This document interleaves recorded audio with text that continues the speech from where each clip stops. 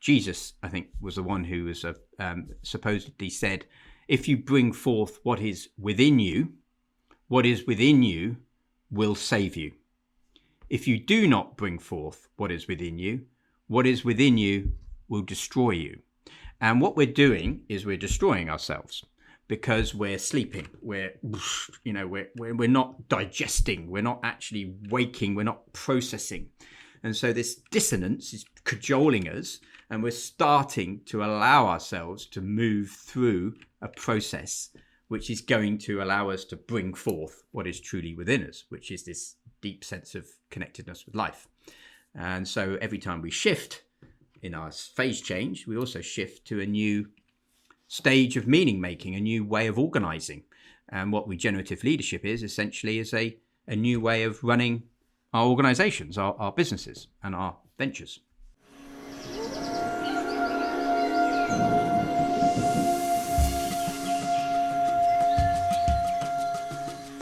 Welcome to Green Planet, Blue Planet. I'm here today with Giles Hutchins. Welcome, Giles. Lovely to be here with you, Julian.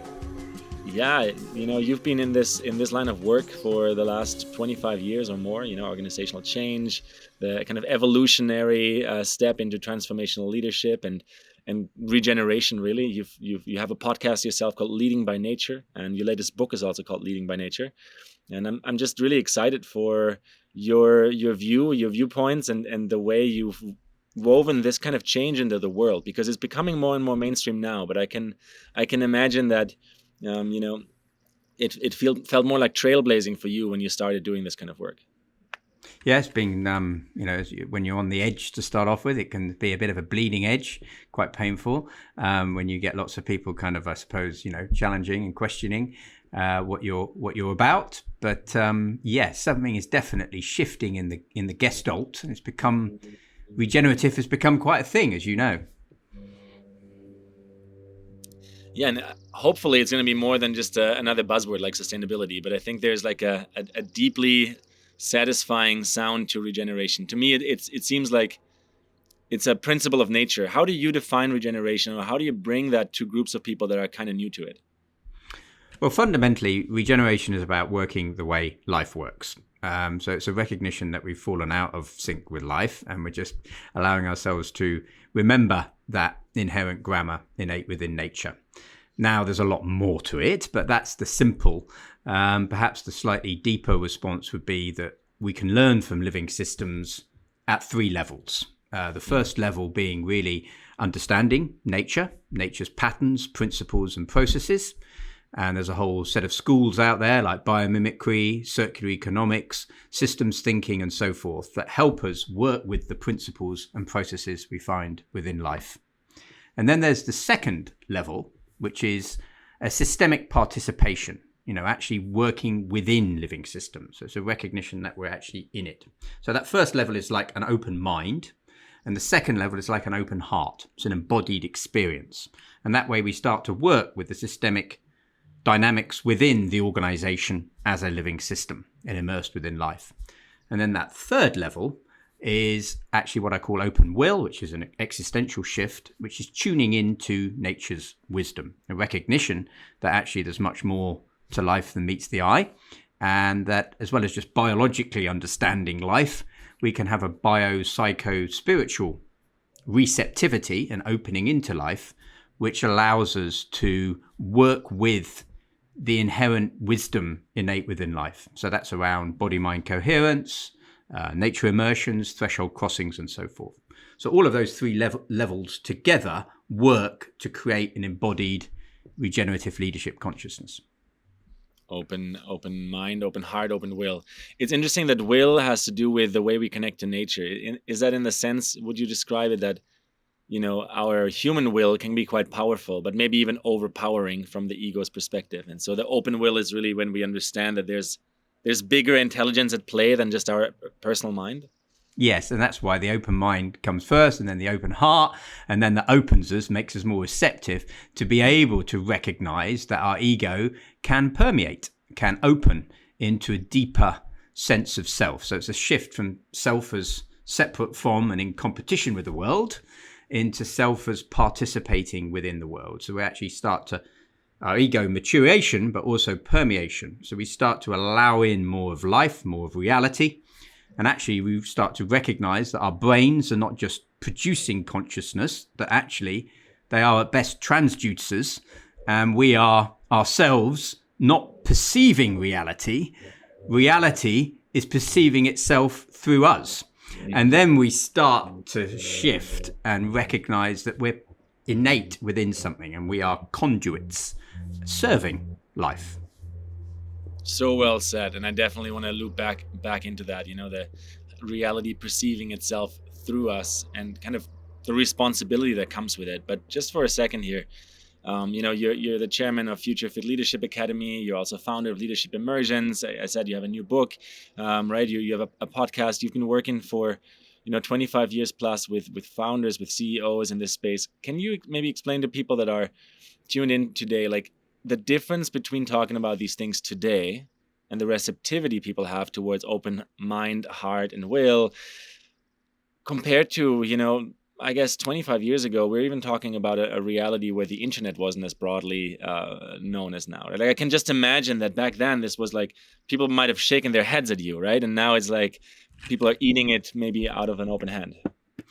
Yeah, there's still a lot of work to be done. I'd still see that there's only a small fragment that are really getting it now in a truly embodied way. However, there's definitely a lot more interest. So just even 10 years ago, significantly less. 20 years ago, exponentially less. So for me, my fuel or insight came from recognizing it as an early age that our sense of disconnection from life, from nature, was creating all sorts of problems. And these problems manifested in capitalism, consumerism, individualism, whatever you wish to call it. And that actually Sorry? One of the isms, yeah. One of the isms, many of the isms, anthropocentrism. And then we started to recognize that actually that I felt when I was deeply connected to life, that actually a lot of these challenges dissipate or we see them differently. And so without that deep sense of connection, I felt that a lot of the challenges we were trying to solve today will run the risk of being solved with the very level of consciousness that created them. So I vowed to go into business back 25 years ago to try and help solve this. What I found along the way was actually lots of very bright minds involved in business that aren't inherently trying to do anything wrong. They're all probably just trying to do what they feel is right in some way, and yet caught up in a kind of a system which is not aware of its interconnectedness. So it's actually asleep is probably the best way to put it. And so this waking up process, I think, has been going on for some time. 100 years ago even, seeds were being sown by people like Einstein, Bateson, Donatello Meadows, Fritjof Capra more recently. A lot of this shift from mechanistic materialism to quantum complexity has been going on for a century. Hand in hand with that, though, we've been having heightened sense of separateness, heightened sleep, if you like, getting more and more caught up in a technosphere, more and more caught up in the achiever mindset. And so these sort of two paths have been running next to each other, where some people are starting to become aware more of the interconnectedness of life, which is an ancient knowing, and are folding it into modern science and modern understanding of organization development and so forth. And yet there's a heightened sense of separateness. And I think we're getting to a point now where we're starting to see the illusion for what it is. It's starting to crack, as it were. And that's helping us wake up. Again, like really well put. I'm curious. I'm going to loop back now with what you said about, reality perceiving itself through us as agents of, creation or reality. And I think, I can get down with that wording. And so for me, it's really about like, what are the responsibilities that we then carry? And you said it earlier, so that we move from, maybe intellectually understanding these topics into embodying them as humans, right? In line with the ecosystem at large, but also aware and responsible with the tools we create, specifically pointing at AI here, because the debate is often like, it's going to get out of hand, but yet we're the creators of that tool, right? So I'm just really curious how you see, the future fit, the way that we can future fit ourselves as leaders and ourselves in organizations for and again ever changing world from a digital perspective, and then also the implications on the more physical, kind of the human level. Yeah. And whatever we do, and this is the beautiful thing about our minds, whatever we do, we've got to reconnect first. We've got to open first into life. That's the first step in anything, which is a surrendering, a not knowing, which of course is not always easy when we get busy. So before we even tackle or approach AI, let's start with ourselves.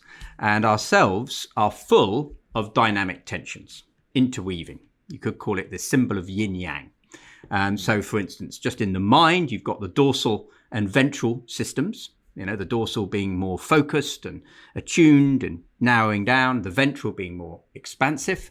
You've got the left brain hemisphere, again, more mechanistic and abstracting. You've got the right brain hemisphere, which is more holistic. You've got the top forehead, the insular region, and then the back parietal region, again, different forms of attention. And then you've got the sympathetic and parasympathetic networks. Sympathetic's more fight-flight, more reaction. Parasympathetic more open, digesting, renewing. And you've got then the biorhythms and hormones, cortisol, adrenaline, serotonin, oxytocin. All these tensions you can see are going on all the time. And the ancient symbol of the snake interweaving is what's going on. So that's what we've got going on inside our own body-mind. Now, with that knowledge, if we then attend to something like AI, we've got to recognize that there is a tendency in us at the moment, because we've got ungrounded, to actually get more caught up in one of those snakes, which is the more focused one, the more attending one, the more reactive one, the more energized one. We get quite excited by it and we get carried away with it. But in so doing, we tune out the other one.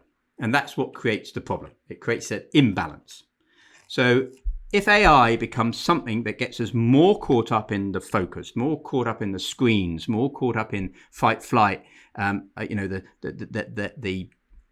addictiveness to a computer game or whatever it is, or internet shopping, then it's taking us away from our humanity. Yeah. So it's clearly not helping.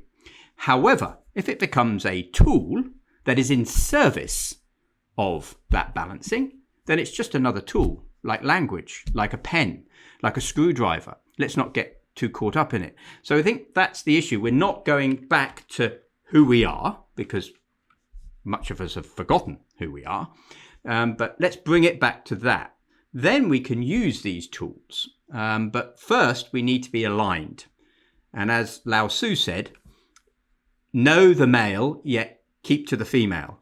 Or as Isaiah says, hear and your soul shall sing. You need to open and listen first. That's that feminine, that's that responsive capacity. So you need to be more in the right brain hemisphere. You need to be more in the heart, more in the embodied, before being in the mechanistic.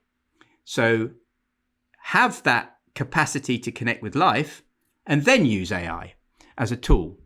Use AI without that capacity to attend to life, and you're going to get lost.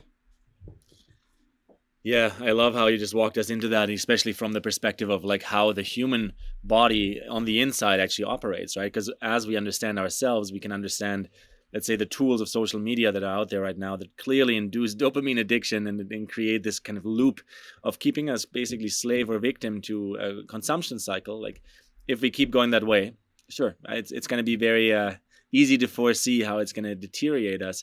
But on the other hand, there are such simple applications to a tool as we understand ourselves in the interplay with it. And I think it's extremely important to have these dialogues and to also not just point at it, but maybe at some point, I'm curious if you have experience with that, but also connect with the creators of those tools, because it's very different if we intend to create a tool to just harvest attention off a social media platform for people to click, like, and share, or if we create a tool to simply support and help us with our needs and maybe even our economic needs as humans. We're going for a massive wake up, and I think COVID was a very interesting part of that. So what you're seeing on the one hand is a tendency for more control and power. And that, again, resonates with one part of that snake, that dorsal, that left brain hemisphere that wants to control, that wants to know. That part is getting more and more dominant and has been over the last 100 years or more. And we noticed this through COVID. On the one hand, we had people, great resignation, questioning what are they doing, opening up more to life, spending more time with their kids and family, which is that other part of the spiral. And then on the other hand, we had a dismantling of civil liberties, a track and trace, manage, monitor, control system coming in to try and, in inverted commas, to help protect us, but actually a control manage tendency.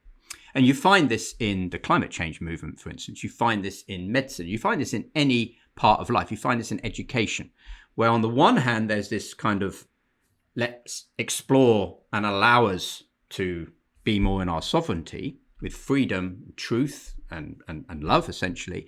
And then there's this other tendency, which is, well, we need to manage and control people, or we need to form a control mechanism, because otherwise people won't be trusted. Now, I'm not saying one is right or one is wrong, but it's very easy to get caught on that left-brained hemisphere power control tendency because it has a grasping, narrowing focus.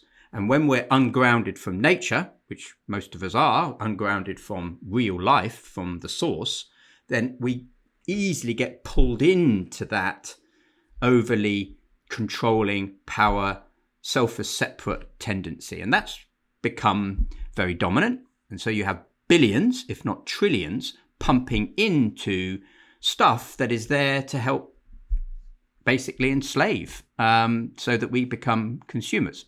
There are, I think, thousands of satellites being pumped up into the atmosphere at the moment as part of a smart planet. No one's questioning how they're affecting the ozone or greenhouse gases, because it's part of a new techno system that might help control carbon reduction or something like that. So that's what happens. We get ungrounded. And until we recognize that ungrounding is happening in each of us, it becomes easy to blame Elon Musk or Microsoft or whatever. But actually, it's a capacity within each of us to be able to right ourselves and connect into life.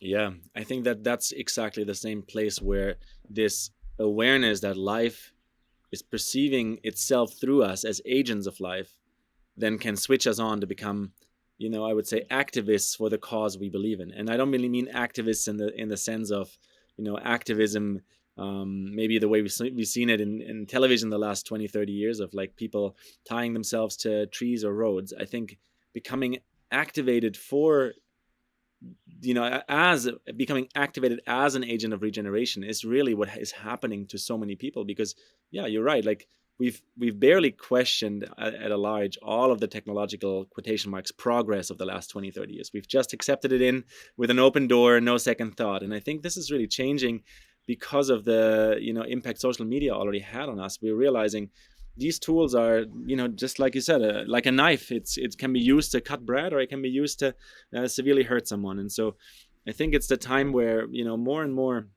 people are paying attention. What's your, what would be your call to action to, people that feel like they don't have power, but really actually we all have power? Like what's a way to meaningfully activate to become an agent of life at this time? Find your power. So you've got to start with yourself. And the beautiful thing about life is that we need do nothing more nor nothing less than truly relax. And that is just, because we're so tired. There's so much to do, so much to read and get busy with and fight against. But actually to relax, and I don't mean slump out in front of Netflix. I mean to allow your body mind to be attuned back to that left and right brain hemisphere, head and heart. When we allow ourselves through flow, through any form of practice, yoga, qigong, deep breathing, when you allow yourself to be in flow, you can tap into the power. I say, we could say it's your power, but actually it's life. And then that can feed you and you can work with that. That has to be the beginning. Gaining your own sovereignty, and that comes through self-awareness, and then it leads into systemic awareness, working out how systems actually flow. Yeah, so well put. I'm gonna keep moving through a few questions here because I'm really curious, Giles, what other uh, gold nuggets we can pull out of you here today. I'm gonna change the topic a little bit. It's still really connected, but I'm gonna throw this at you. What do you think of the big picture, the idea of trash in our world? Well, again, it's a byproduct of an imbalance. And so, it's sort of throwaway society or recognition. We've lost touch with the circularity of how life is, and we've tried to turn everything into linear tubes. And so therefore we're consuming the hell out of stuff, and things are just being dumped out the other end. So it's a byproduct of a disconnection, or us being asleep. The good news is that trash might just wake us up, because we might start walking on the beach and realizing, hang on a minute, this is wrong. There's something deeply upsetting here. So that might wake us up. But yeah, we are walking asleep, and trash is part of that. We're walking asleep until we wake up and start to see. Yeah. I think trash is such an interesting one, because when you start seeing, you become aware that there is no such thing as trash, because it is already within a circularity, right? We're in a closed planetary loop that, like, we can't send the trash away. Maybe we could put it into space, but then it's going to float out there, right? So it creates this very visible, as you said, connection to waking up, to starting to see. Is because if you walk on the beach and you realize the trash is simply dumped all over the place, it might very well awaken that part of us that is connected to the larger whole. And I think there's quite a few topics like that. Social media might be one of them too, where at some point the frustration over how these tools have taken over our life can flip and turn into an activation. So it's truly interesting times we live in from the perspective of how many individuals are picking up that call of realizing there's way more to life than following the square box that I was taught. It's a fascinating time, actually, to be alive. It's very challenging on the one hand, because all of our sort of patterns of behavior are being disrupted. And yet it's fascinating, because for any real change to happen, we need to start off with dissonance. It's dissonance that just starts to disrupt us. It's almost like the old expression, adversity reveals genius, prosperity conceals it. It's funny because, of course, the very thing we're trying to find in life is prosperity, which is actually concealing our genius, whereas adversity, the thing that we don't really like, is the thing that's revealing it. So that's what's going on. We are struggling with this dissonance, this pulling apart, and it's really uncomfortable. And sometimes we just want to run and hide away, but actually we're starting to shift. And this is a profound moment. It's a flickering phase change that we're going through. It's a waking up. And I think it was Claire Graves, the adult developmental psychologist, who said that it's not merely a transition to a new level of human existence. It's actually what he called a new movement in the symphony of human identity. And so it's a question of us bringing forth more of who we truly are. Jesus, I think, was the one who was supposedly said, if you bring forth what is within you will save you. If you do not bring forth what is within you will destroy you. And what we're doing is we're destroying ourselves, because we're sleeping. We're not digesting. We're not actually waking. We're not processing. And so this dissonance is cajoling us, and we're starting to allow ourselves to move through a process which is going to allow us to bring forth what is truly within us, which is this deep sense of connectedness with life. And so every time we shift in our phase change, we also shift to a new stage of meaning making, a new way of organizing. And what regenerative leadership is essentially is a new way of running our organizations, our businesses, and our ventures. Yeah, very much so. You think that part that is deeply within us is just essentially optimistic, or do you think optimism is something we're also choosing along that journey? Like, how do you connect to optimism, even though you're saying it like this world at this point in time is full of adversity, right? And many people feel like they give up because it's like it's too much to bear, it's too much to carry. How does that process look for you? I suppose it really depends what you truly mean by optimism. I think Einstein says something very clever about it somewhere along the line, which is, I mean, am I a realist in the fact that there's no other way other than to work with what you've got? So is that being just practical? To be downbeat about it and give up is failure. So we've got to work with what we got. And when we look at nature, what we see is that actually back to your idea of the trash or the stuff, is actually manure. It's, the rubbish that we have, whether we've held, negative feelings in our spleen and gut. When we let go of them, they are part of a letting go, digesting process. And it's the same as what mycelium do in the soil. They're constantly converting toxins into stuff that can then be part of life. So that regenerating process, and you might argue that the whole aspect of regeneration is that death, rebirth, is that processing, breaking down the old, bringing through the new. So that bringing forth, which is essentially what education used to be about, educia, is a bringing forth process. So our systems back in ancient Greek times were there to purely help us with this process of regenerating. Now they are purely here to try and make us into utilities, part of the tool mindset, and in so doing actually enslaving ourselves, even though they're proposed to give us freedom. Yeah, this is one of those deep parts of our conversation. I am absolutely with you there. Industrial education system is basically creating industrial slaves.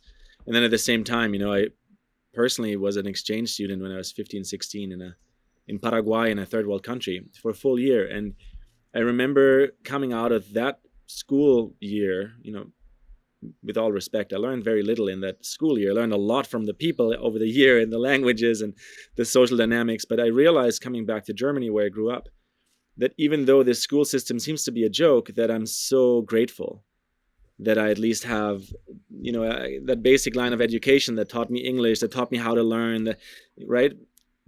But it never made me, let's say, an avid fan of the education system. So my question for you is, if you were to single-handedly or with your team of chosen experts revolutionize the education system at large, what would you do? Well, I've actually spent time here, had people come in the woods, head teachers and so forth, who have been trying to pioneer transforming the education system. Again, what you're doing is you're buffering up against an old mindset. So the concepts that we need for working out how to work with life and become regenerative are there. So that's not the problem. The thinking, it's not, we've got the tool sets, we've got the knowing, we've got all that we need. What's the issue is allowing the old system to die and the new system to give birth. So it's back to this metamorphic death rebirth process. So how does one work with existing school structures? So for instance, I had a head teacher here who was doing some brilliant work and bringing in the sacred geometric patterns of harmony that you find within nature and helping inform school children about it and how it helped them with learning, how it helped them with metalwork, how it helped them with mathematics, with finding their life purpose, all sorts of things.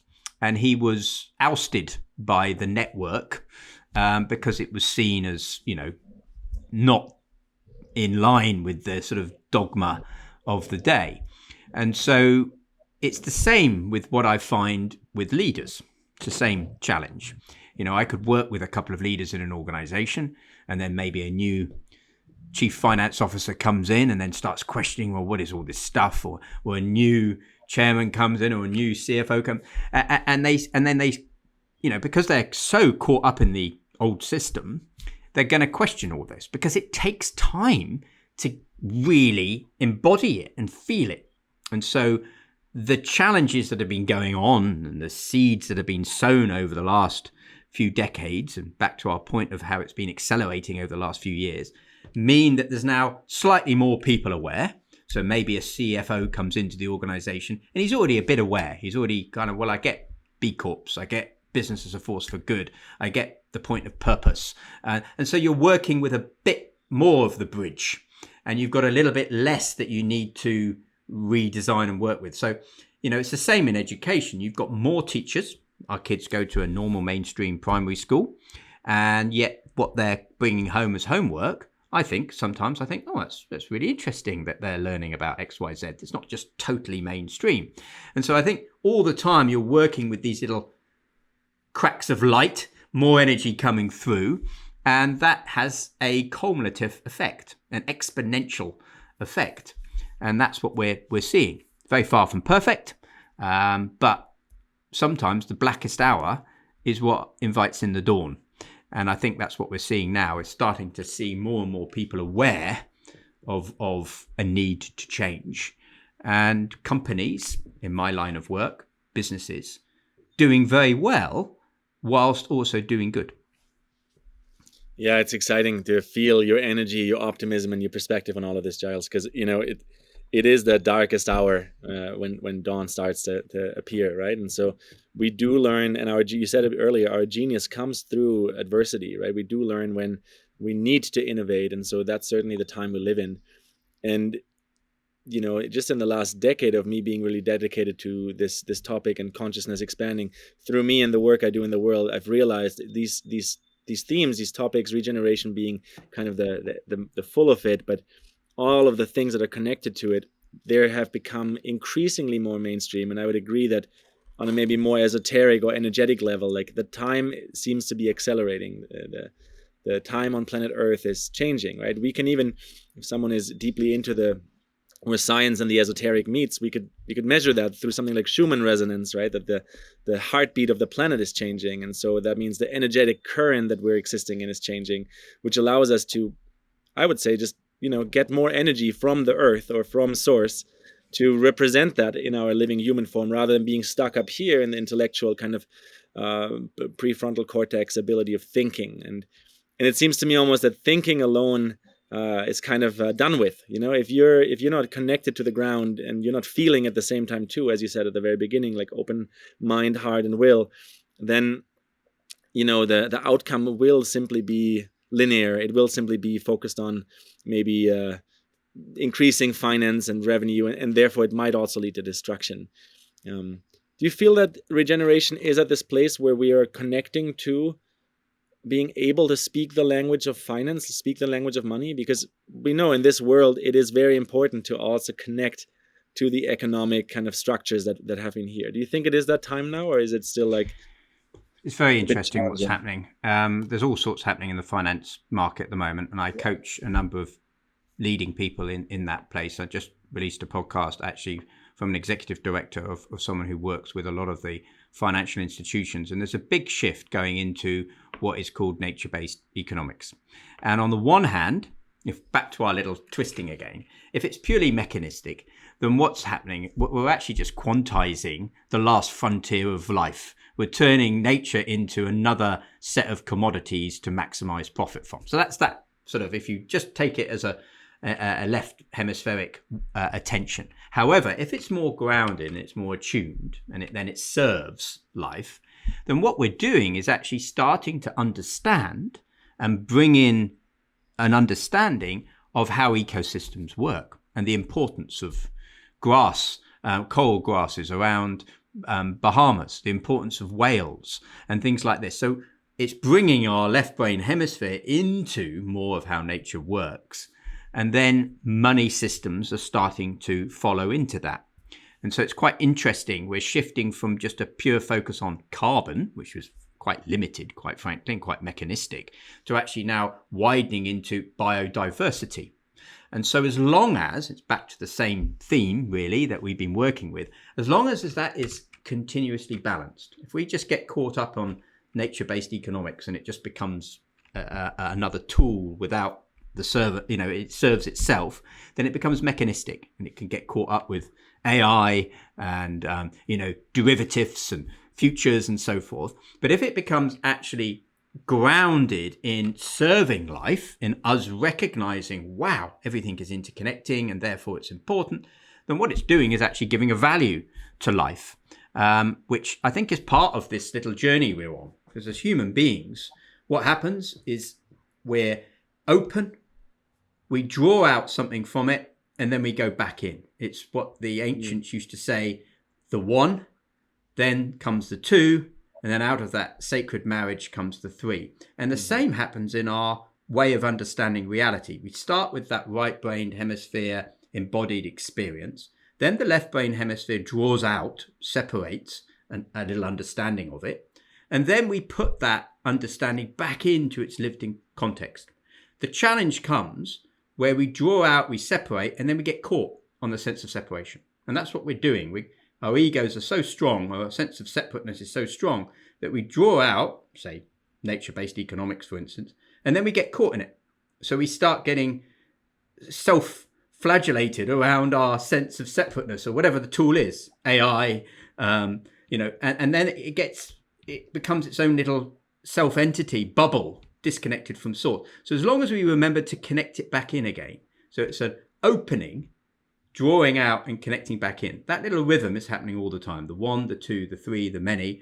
It's happening in yin yang. It's happening in our bodies. And so being aware of that tendency and noticing it inside ourselves each day and keeping ourselves connected is key. And therefore, tools, practices that we could learn at school or we could learn at higher education or in the organization, and this is the organizations I work with now bring these practices in to their present day cultures, of continuously balancing the yin and the yang. And on the one hand, that makes us more creative and more able to think of innovation. On the other hand, it just makes us more human and more able to tune in and listen. I like what you just landed on, that which makes us more human. I think especially, it's 2023 as we're recording this, as the dawn of AI is happening in the way that, we're kind of also looking forward to it in a certain way. The benevolent AI that will be part of a healthy planet, I think will very much help us to deepen that question and that pursuit of who are we as humans in the first place? Who am I as a human? What is my role as a human, right? And so it will hopefully serve us as a tool that makes us go deeper in this pursuit of being the creative agents of life that human beings are here to be.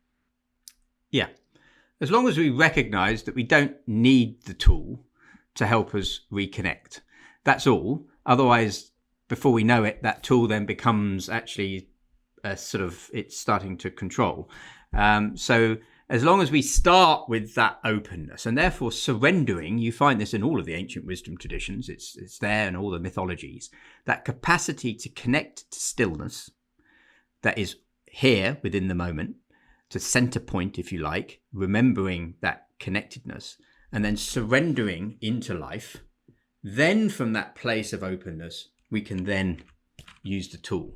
And I think often we forget that, and people coming into life now with all of the digital handhelds get so distracted that it becomes difficult for them to actually remember that stillness and that capacity to unknow, to not know. And from the not knowing comes the knowing. Yeah, brilliantly said. I would even include all of the practices and traditions that one can practice. They too need to kind of burn away like a layer to then come back to that authentic connection to stillness. Because I can get so wrapped up in how my breath work or my qigong or my yoga practice is so special that's the one practice to yield them all. And so even though I love all of my practices, I find it quite interesting to observe, even just in myself, how the human mind personality complex, the ego, then grabs a hold of it again, and once again is no, wait, but this is the access point that really works, and so it's fundamentally just really the stillness and the maybe even the solitude within the natural world. I find that happens to me when I go surfing, which I don't do all the time, but when I go, there's something very humbling in this process of really understanding I'm just this small little unit in the totality of life, being beat up by the wave, maybe not even surfing at all, just being out there to swim for the hour or two. And then when you're back, you're in this stoked place, right? Your heart is beating, adrenaline is pumping. There's something in that zone. And I think that's kind of what you said. When we open to life and we connect with life on each day, then the work we create, the love we pour into the world really changes the world how we know it. Yeah. And when you're surfing, one is relaxed. Okay, one's there, one's in it. It's an active relaxation. But if you're tight, that's when you make mistakes. And what I loved about what you just shared then is this playfulness of even noticing our own selves, noticing this diddly desire to constantly struggle with life. That in itself is playful. We are these special beings. And you mentioned earlier about, engaging in life. I think enthusiasm, the infusing the energy that comes through us, whether it be enthused to go and surf or whether it be enthused to actually notice how I get caught up on my breath work or my yoga, that level of noticing and playing with it is beautiful. I mean, this experience of life is awesome, and reminding ourselves of that helps, especially when it's so easy to get caught up in augmented reality or constantly zoning into the next 5G, with our Wi-Fi, so we're getting all the notifications. So just reminding ourselves of that experience, this temporal experience of time, is also an eternal experience, that actually the eternal is found in the temporal. This beautiful experience you said of time slowing down, but also speeding up, and us becoming more aware of how space-time feels. The very fabric, the very rapture of reality is this surfing experience of life, Giles, this has been such an exciting conversation and so many, golden nuggets of wisdom being shared. I do have a last topic I want to kind of, ask you before we wrap, simply because I have you on the line here, and I think it's an important one, and it's about money and monetary systems, and maybe even the future of money, or regenerative money, or blockchain technology and banking systems collapsing, like all of the buzzwords thrown at you. What do you think, where are we at in that process, and what is maybe very important for people to pay attention to about the way that whole topic of how we exchange and trade and make sense of exchange and trade will evolve over the next years? Yeah, I think it will. I think it's a very interesting area. I was involved with blockchain a long time ago. I'm not now, but I did a project that looked at, and I got involved in Islamic financing, and there was quite a lot in there at the time, seen as perhaps trying to move away from essentially a very, a US dollar dominated market. Now, what a lot of this is about is, again, back to power control. And if we're shifting out of power control into sense respond, participating with life, a more co-creative venture of life, where we're exchanging, and it's not just, I wouldn't even say it's an exchange, because that indicates a sort of transaction. It's more than an exchange. It's a reciprocation, continuously playing with, a commingling, if you like. So that's what's shifting, is a recognition that we can create services in a way that actually serve, that aren't just exploiting and generating a profit. They're actually creating some value. That's what business used to do, and a lot of businesses still do.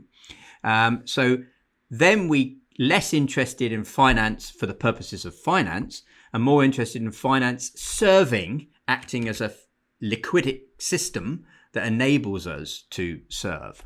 And so blockchain is great. It's another tool again, if it enables and helps that interconnecting co-creativity. If it's another form of power control, or it's another form of separating into financial derivatives, then again, it's that tendency of the left again going a bit off. And so we just got to keep that balance. But money is essentially energy. And at the moment, that is trying to be controlled, because that's a very good way to control us. I noticed it when I came here to this beautiful land. I needed to have get a loan, a debt, a commercial mortgage to make it work. And then suddenly I'm kind of feeling a bit like, whoa, God, I have to service this debt every month. And it changes one's behavior quite easily. So, your trust in life actually becomes more about, scarcity rather than abundance, Yeah, I love how we've gone into a few topics in this conversation and kind of shown both sides of it. The maybe the linear, narrow part of it, which often tends to enslave us through this very left brain kind of focus on just like the mechanistic reality, which is still really easy to observe, even though the reality truly is a complex quantum field, right? And so once we tap into those deeper layers, then I think it's ours as humans to, with each other, determine how we want to structure life, society, reality, finance, garbage, all of that, and have it be part of the larger cycle of life. I really enjoyed this conversation with you. I do want to make sure that before we wrap, we mention one more time your latest book, Leading by Nature, also your podcast. Where can people find more and buy the book? GilesHutchins.com is probably the easiest way. I also have a blog, thenatureofbusiness.org, where I often write pieces around regenerative leadership. It's been a real pleasure to be with you, Julian. We're the ones we've been waiting for. Aho, may it be so.